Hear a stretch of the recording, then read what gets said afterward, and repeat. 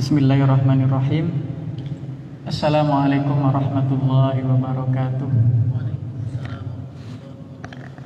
Alhamdulillahirabbil alamin. Assalatu wassalamu ala asyrafil anbiya'i wal mursalin sayyidina Muhammadin wa ala alihi wa sahbihi ajma'in. Asyhadu an la ilaha illallah wahdahu la syarikalah wa asyhadu anna Muhammadan abduhu wa rasuluh. Allahumma salli wa sallim ala habibika sayyidina Muhammad wa ala alihi wa sahbihi wa man tabi'ahum bi ihsanin ila yaumiddin. Qala Allah Ta'ala fi kitabil karim, a'udzu billahi minasyaitonir rajim. Laqad radiyallahu 'anil mu'minina idh yubayyi'unaka tahta asy-syajarah fa'alima ma fi qulubihim fa'anzalas sakinata 'alaihim wa athabahum fathan qariba. Wa qala aydan fi ayatin ukhra, a'udzu billahi minasyaitonir rajim. Wa huwa alladzi kaffa aydiyahum 'ankum wa aydiyakum 'anhum bi batni makkah min ba'di an adfarakum 'alaihim wa kana Allahu bima ta'maluna basira. Shadaqallahul azim. Alhamdulillah, puji syukur kehadirat Allah Subhanahu wa taala. Pada kesempatan malam hari ini Allah masih memberikan kepada kita kesehatan, nikmat yang sering kali kita lupakan, dan nikmat ini biasanya akan kita ingat di saat kita sedang terbaring sakit, atau di saat kita sedang sakit gigi, di saat kita sedang sariawan, di saat kita sedang hidungnya mampet. Itu baru terasa bahwa nikmat sehat itu luar biasa besarnya. Maka dari itu, selagi kita masih diberikan kesehatan oleh Allah, marilah sama-sama kita memanfaatkan kesehatan kita itu untuk taat kepada Allah dan Rasulnya. Kemudian salawat dan salam tak henti-hentinya marilah senantiasa kita panjatkan, kita sampaikan kepada seorang nabi terakhir yang Allah utus untuk kita, untuk umat beliau, seorang nabi yang selama ini kita pelajari sejarah hidupnya. Tidak ada wajah yang lebih tampan dari wajah beliau, tidak ada akhlak yang lebih indah daripada akhlak beliau, dan tidak ada perangai atau pribadi yang lebih indah, lebih berwibawa daripada beliau. Ini disaksikan oleh para sahabat, bagaimana di saat mereka berada di tengah-tengah Rasul, di antara mereka tidak ada yang berani menatap langsung wajah beliau, karena saking wibawanya, karena saking auranya yang luar biasa, sehingga mereka lebih banyak menunduk ketika melihat wajah Rasul. Lalu di saat Rasul berbicara, tiba-tiba mereka yang tadinya sedang ngobrol langsung terdiam dan menunduk. Karena Allah berfirman, la tarfa'u aswatakum fawqa sautin nabi. Nah, itu tertera di dalam Al-Quran, dan di situ juga tertera di Masjid Nabawi, di Raudhah. Itu ada tulisan seperti itu. Artinya, janganlah kalian meninggikan suara kalian melebihi suara Nabi. Karena kalau begitu, amalan-amalan kalian bisa hancur, bisa binasa. Jadi itu bisa kita pelajari, bisa kita saksikan bagaimana para sahabat sampai seperti itu. Sayyidina Abu Bakar bahkan sering ditegur oleh Nabi, wahai Abu Bakar, tolong angkat sedikit suaramu karena aku tidak mendengar. Jadi saking hati-hatinya, sampai Nabi kadang tidak mendengar apa yang diucapkan oleh Abu Bakar. Itulah para sahabat. Baiklah, malam hari ini kita akan melanjutkan tema kita, yaitu tentang Perjanjian Al-Hudaybiyah bagian kedua. Insya Allah malam hari ini selesai kita mengkaji tentang Perjanjian Al-Hudaybiyah. Jadi kemarin saya ulas sedikit lagi tentang bagaimana para pemuda Quraisy itu sangat ingin berperang dengan kaum muslimin, tetapi para pembesar Quraisy mereka tidak ingin melakukan peperangan, mereka inginnya damai saja, gencatan senjata. Lalu pada malam hari sekitar 70 orang menyusup ke dalam barisan kaum muslimin. Namun kemudian Allah gagalkan melalui Muhammad bin Maslamah. 70 orang itu ditangkap dan oleh Nabi dimaafkan. Karena memang sejak awal Nabi dan para sahabat datang ke Mekah bukan untuk berperang, ingin beribadah, ingin umroh. Nah, ini digambarkan oleh Allah dalam firman-Nya, wa huwallazi kaffa aydiyahum ankum wa aydiyakum anhum bi batni makkah min ba'di an adfarakum alaihim wa kana Allahu bima ta'maluna basira. Dan dialah Allah yang mencegah tangan mereka dari membinasakan kamu. Maksudnya tangan mereka itu 70 pemuda tadi. Dan mencegah tangan kamu dari membinasakan mereka. Karena oleh Nabi dilarang untuk disiksa. Jangan diapa-apakan mereka, kita maafkan saja mereka. Di tengah kota Mekah, setelah Allah memenangkan kamu atas mereka. Maksudnya memenangkan itu tertangkap oleh Muhammad bin Maslamah. Dan Allah maha melihat apa yang kamu kerjakan. Nah, itu ayatnya.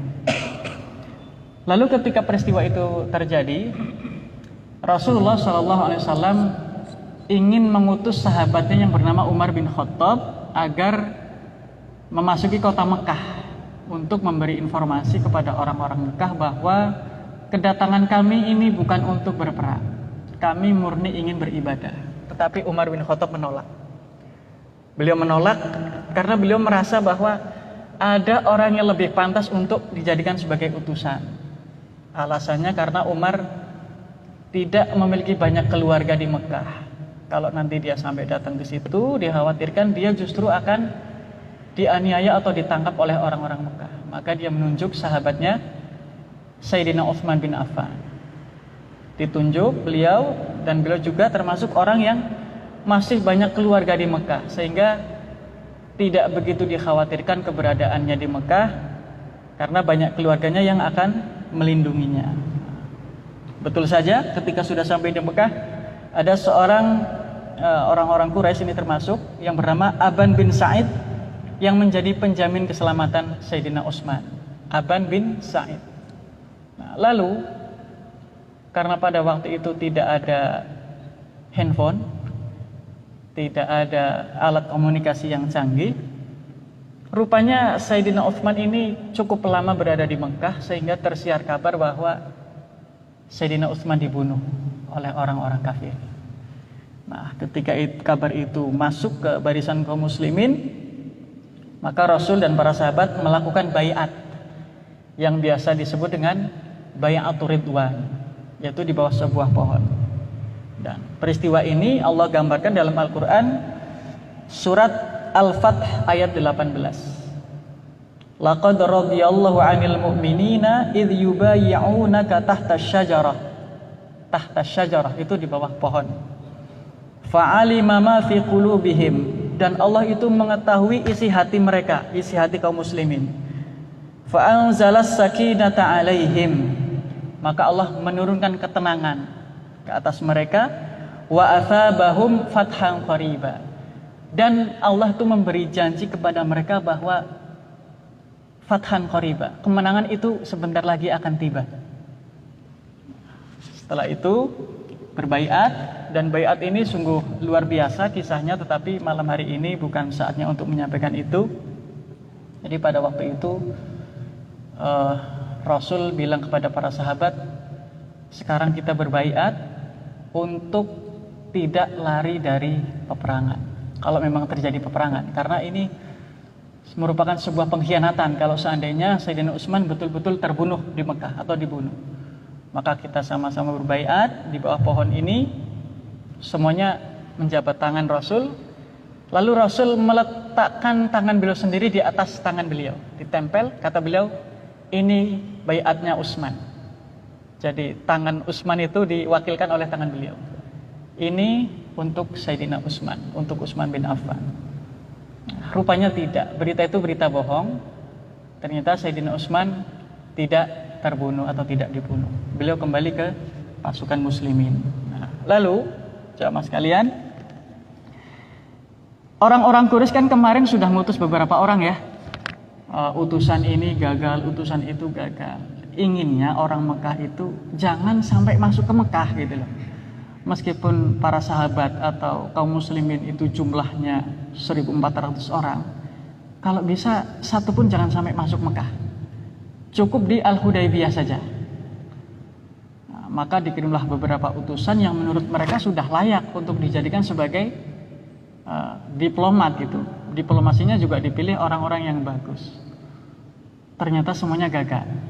Semuanya tidak berhasil untuk menghentikan keinginan Rasulullah Shallallahu Alaihi Wasallam dan para sahabat.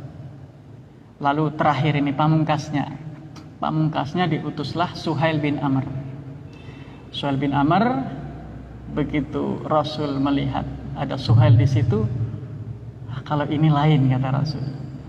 Kalau ini lain, nanti pasti hasilnya akan berbeda dibanding dengan utusan-utusan mereka sebelumnya.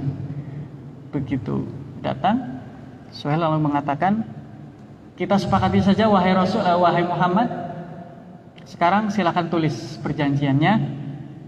Kata Suhail, kata Rasulullah, ayo Sayyidina Ali ditulis Bismillahirrahmanirrahim di dalam perjanjian itu, Pak. Lalu kata Suhail, kami tidak mengerti apa itu Ar-Rahman, apa itu Ar-Rahim. Kami tidak pernah mengenal itu. Kami minta diganti. Diganti apa? Bismika Allahumma. Kata Rasul, baiklah. Sayyidina Ali keberatan. Beliau seorang yang sudah bisa baca tulis, beliau merasa keberatan. Wahai Rasul, kenapa engkau turuti saja permintaan Suhail itu?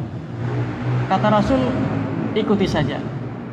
Tidak masalah. Bismika Allahumma ditulis. Lalu yang kedua, min Rasulillah. Ada kata Rasulullah di situ. Kata Suhail, wahai Muhammad, kalau kami itu percaya bahwa engkau adalah Rasul Allah, maka pasti kami tidak akan memusuhi kamu. Kami tidak akan memerangi kamu, kami tidak akan menghentikan kamu di Hudaybiyah ini. Pasti kami akan mempersilahkan kamu untuk masuk ke kota Mekah. Masalahnya, kami itu tidak percaya bahwa engkau adalah utusan Allah. Diganti. Diganti apa? Diganti Muhammad bin Abdullah. Kata Rasul, baiklah. Sayyidina Ali keberatan lagi. Wahai Rasul, bukankah ini memang Rasul? Iya wahai Ali, tapi hapus saja. Hapus. Ali tetap nggak mau, maka Rasul sendiri yang menghapusnya. Kalimat Rasulullah itu dihapus. Lalu poin-poinnya ini bagi kita ya, jangankan bagi kita ya Mas, bagi para sahabat saja ini poin-poinnya sangat zalim kepada kaum muslimin. Ada 4 poin. Yang pertama saya bacakan isinya itu, Rasul dan para sahabat tahun ini tidak boleh masuk Mekah. Itu sudah di Hudaybiyah itu, sudah 9 mil lagi sudah masuk kota Mekah. Tapi kata Suhail, kalian untuk tahun ini tidak boleh masuk kota Mekah. Tapi untuk tahun depan silahkan. Itu pun waktunya cukup 3 hari saja. 3 hari, tidak lebih, tidak kurang. Dan kalian tidak boleh membawa pedang kecuali pedang yang dimasukkan ke dalam sarungnya. Seperti itu peraturannya. Kata Nabi, baiklah. Sahabat sudah mulai geram ya. Ini Rasul kok mau dengan perjanjian seperti ini. Lalu kemudian yang kedua isinya, kedua belah pihak tidak boleh saling serang. Artinya ada gencatan senjata. Sahabat juga geram. Kita ini sudah habis menang perang Uhud, habis menang perang Khandaq, habis menang perang Badar. Kenapa kok masih mengikuti aturan ini wahai Rasul? Istilahnya begitu kira-kira. Kata Rasul, kita ikuti saja. Lalu yang ketiga, siapapun boleh memilih untuk bergabung dengan pasukan muslimin atau dengan pasukan kafir. Jadi ada kabilah-kabilah di Madinah, kabilah-kabilah di sekitar Mekah. Mereka boleh bebas memilih. Dalam perjanjian ini mereka akan bergabung kemana? Bebas memilih. Nah, sehingga konsekuensinya, kalau ada kabilah yang menyerang kabilah Mekah yang menyerang kabilah Madinah, maka akan meruntuhkan perjanjian, akan membatalkan perjanjian. Nah ini nantinya menjadi penyebabnya Fathu Mekah. Penyebabnya di sini karena ada kabilah yang menyerang kabilahnya Rasul gitu. Inilah nanti yang membuat perjanjian ini batal, padahal baru 2 tahun. Harusnya ini berlaku 10 tahun. Tetapi baru 2 tahun ini para kabilah ini nggak sabar. Mereka mungkin lupa dengan perjanjian itu sehingga mereka membunuh salah seorang kabilah yang sedang berada dalam kelompoknya kaum muslimin. Inilah penyebab nanti adanya Fathu Makkah. Lalu poin yang keempat, ini yang paling zalim menurut saya ini. Siapapun dari kalangan kaum muslimin yang berada di Madinah, jika masuk ke kota Mekah, maka dia tidak boleh kembali lagi ke Madinah. Dia harus tetap tertahan di Mekah. Tetapi sebaliknya, kalau ada orang-orang Mekah yang lari dari Mekah berhijrah misalkan, itu harus dikembalikan ke Mekah. Ini menurut kita, menurut para sahabat juga, itu sesuatu yang sangat menyakitkan. Tetapi bagi Nabi, justru di sini poin lebihnya. Poin lebihnya di sini. Nah, kita kalau tidak membaca sirah juga kita tidak akan tahu penjelasan para ulama sirah tentang ini. Ternyata dimanfaatkan oleh Nabi. Jadi sahabat itu malah bebas. Sudah bosan di Madinah ya. Saya bosan di Madinah, saya mau ke Mekah aja. Di Mekah nanti dia bisa berlama-lama di situ. Bukan murtad. Justru di situ malah menyebarkan ajaran Islam. Sampai batas yang tidak ditentukan karena perjanjiannya begitu. Kalau sudah masuk Mekah ya sudah nggak boleh pergi. Jadi malah para sahabat memanfaatkan itu. Jadi kalau mau ke Mekahlah, tapi jangan pulang. Ke Mekah, di sana berdakwah, disebarkanlah agama Islam itu. Jadi malah akhirnya Islam dikenal sekali di Mekah pada saat perjanjian damai itu. Dan perlu diketahui juga bahwa pada saat-saat seperti inilah antara perjanjian ini, justru Rasul itu sudah tidak menganggap penting lagi Mekah, seolah-olah begitu. Jadi kata Rasul, saya diutuskan untuk rahmatan lil alamin, untuk seluruh alam. Kalau ngurusin Mekah ini terlalu kecil. Biarlah Mekah dengan perjanjian ini kita dakwah ke luar negeri. Maka pada tahun-tahun ini kan kita dengar kisahnya, kita baca sirahnya, banyak sekali para sahabat yang kemudian diutus ada yang ke Mesir, ke Raja Muqawqis, ada ke Persia, ada ke Romawi. Rasul ngirim surat yang isinya tegas sekali. Aslim taslam. Islamlah kamu wahai raja, maka kamu akan selamat. Isinya begitu. Begitu ngirim surat ke orang-orang Romawi yang mereka adalah orang-orang ahlu kitab, punya Injil, itu oleh raja mereka utusan ini dihormati, bahkan ada yang mengatakan dikasih hadiah, souvenir. Tetapi bisa kita lihat bagaimana tanggapan Raja Persia. Begitu surat itu dibacakan di hadapan Raja Persia, surat itu langsung dirobek-robek hanya karena nama Rasul berada di atas nama beliau. Itu saking peradaban mereka itu rendah sebenarnya. Karena mereka tidak punya kitab suci. Jadi mereka itu pedomannya dukun, klinik, karena mereka adalah majusi kebanyakan, penyembah api.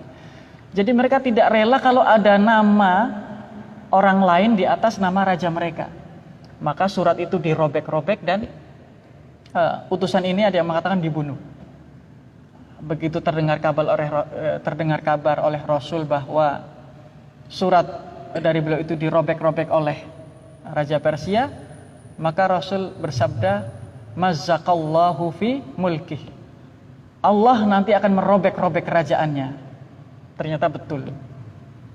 Setelah Islam jaya, Persia runtuh di tangan kaum muslimin. Nah itu, dalam peristiwa ini, perjanjian ini justru luar biasa. Banyak sekali hikmahnya yang bisa kita peroleh. Yang pertama tadi kan bahwa Rasul, kenapa kok kita hari ini nggak berangkat? Bukankah kau pernah bermimpi dan mimpimu adalah benar? Kau akan mengajak kami umroh dengan tenang, dengan damai. Itu Sayyidina Umar yang berkata begitu. Iya betul, kita akan umroh. Bukankah engkau ini Rasulullah? bukankah engkau ini utusan Allah? Bala, kata Rasul, iya, saya utusan Allah. Bukankah kita ini berada dalam kebenaran dan mereka dalam kebatilan? Nahnu 'alal haq wa hum 'alal batil. Kata Rasul, bala. Masih bertanya lagi Sayyidina Umar, bukankah kalau kita mati kita masuk surga dan kalau mereka mati mereka masuk neraka? Kata Rasul, bala, betul wahai Umar. Tetapi apakah aku katakan kepadamu bahwa kita akan umrohnya tahun ini? Baru Sayyidina Umar bilang, engkau tidak mengatakan demikian wahai Rasul. Nah, kalau kita bacanya sampai sini, mungkin menurut kita Sayyidina Umar sudah merasa cukup dengan jawaban itu. Rupanya belum. Beliau bergeser, kemudian mencari Sayyidina Abu Bakar dan menanyakan hal yang sama. Tapi kita lihat bagaimana jawaban Abu Bakar. Wahai Umar, dia itu adalah Rasul Allah, dia pasti benar. Dan tolong taatlah kepadanya sampai kamu mati. Ini perbedaan antara Sayyidina Umar dan Sayyidina Abu Bakar. Dan ini terjadi sampai Rasul meninggal dunia. Bagaimana Sayyidina Umar tidak percaya bahwa Rasul wafat. Yang percaya hanya pada waktu itu tokohnya adalah Sayyidina Abu Bakar. Kata beliau, wa ma Muhammadun illa rasul qad khalat min qablihi rusul afa immata au qutila inqalabtum ala aqabikum, sampai membacakan ayat itu. Dan Sayyidina Umar baru tersadar, oh iya, ketika ayat itu dibacakan waktu itu seolah-olah saya belum pernah hafal ayat itu, padahal ayat itu turun ketika terjadi perang Uhud. Jadi tahun ke-3 Hijriah ayat itu turun di saat orang-orang mendengar kabar bahwa Rasul terbunuh. Ayat itu sudah ditaruh di awal sebenarnya untuk menunjukkan, memberitahu kepada kaum muslimin bahwa meskipun kalian sangat cinta dengan Rasul, sangat sayang dengan Rasul, tapi wa ma kana Muhammadun illa rasul. Biar bagaimanapun dia adalah seorang Rasul yang telah banyak juga Rasul-Rasul berlalu sebelum dia, suatu saat pasti dia akan mati. Sudah dikasih kabar oleh Allah di tahun ke-3, maka meninggalnya tahun ke-10 atau ke-11 Hijriah itu meninggal, masih ada juga yang tidak percaya. Saking cintanya sebenarnya, saking cintanya para sahabat dengan Rasul. Nah itu. Kemudian sahabat sekalian, mukjizat yang terjadi ketika peristiwa Hudaybiyah ini, terjadi beberapa mukjizat. Yang pertama, kecerdasan Rasulullah SAW yang luar biasa. Tentunya kecerdasan ini adalah munculnya dari wahyu. Kata Rasul, aku adalah Rasulullah, Allah memerintahkan aku untuk seperti ini. Meskipun kalian mungkin tidak paham kenapa aku menuruti perjanjian yang menurut kalian zalim ini, tetapi aku adalah Rasulullah, kata Allah, aku harus taat, maka aku taat. Kemudian ketika sedang dalam perjalanan pulang mau menuju Madinah, ada sebuah sumur, Pak. Ada sumur kering, ada airnya sih sebenarnya, tapi tidak mencukupi karena jamaah umroh waktu itu kan berapa? 1.400 ya, 1.400 orang itu hanya ada satu sumur. Maka dilaporkanlah kepada Rasul, wahai Rasul, kita kehabisan air. Cadangan air kita berkurang, itu hanya ada satu sumur dan itu pun sudah kering. Maka Rasul mengambil anak panah, lalu memerintahkan, yang jelas anak panah itu didoakan oleh Rasul dan ditancapkan ke dasar sumur itu, sehingga sumur itu kemudian airnya banyak. Mereka tidak perlu lagi mengambil dengan timba atau dengan alat. Mereka mandi atau ngambil air dengan tangan-tangan mereka. Saking dangkalnya air itu. Itu mukjizat Nabi kita Muhammad sallallahu alaihi wasallam. Lalu mukjizat yang ketiga, onta beliau yang bernama Al-Qaswah berhenti, ya Pak ya. Onta Al-Qaswah itu berhenti di sekitar Al-Hudaybiyah itu. Para sahabat heran, sudah dipukul sama sahabat itu kok nggak bangun-bangun. Lalu Nabi mengetahui Al-Qaswah tidak biasanya seperti ini. Ini memang perintah Allah untuk menghentikan Al-Qaswah. Maka kita harus taat, kita harus berhenti di sini. Itu salah satu mukjizatnya. Sepertinya itu, Pak.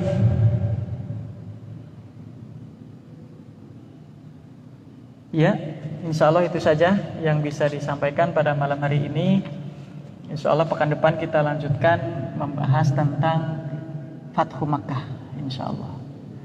Kalau mau runtut sih sebenarnya kita membahas surat-surat yang dikirim oleh Rasul, atau yang surat-surat yang dibawa oleh para sahabat dari Rasul. Itu kalau mau runut, tetapi ya singkat-singkat sajalah.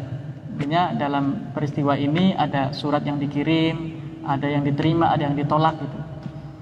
Kemudian pada peristiwa ini juga nanti Sayyidina Khalid bin Walid masuk Islam dan Sayyidina Amr bin As masuk Islam. Baiklah, kurang lebihnya mohon maaf. Mari sama-sama kita tutup dengan doa kafaratul majelis.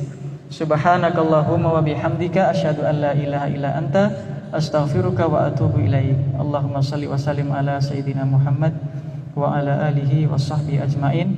Wassalamualaikum warahmatullahi wabarakatuh.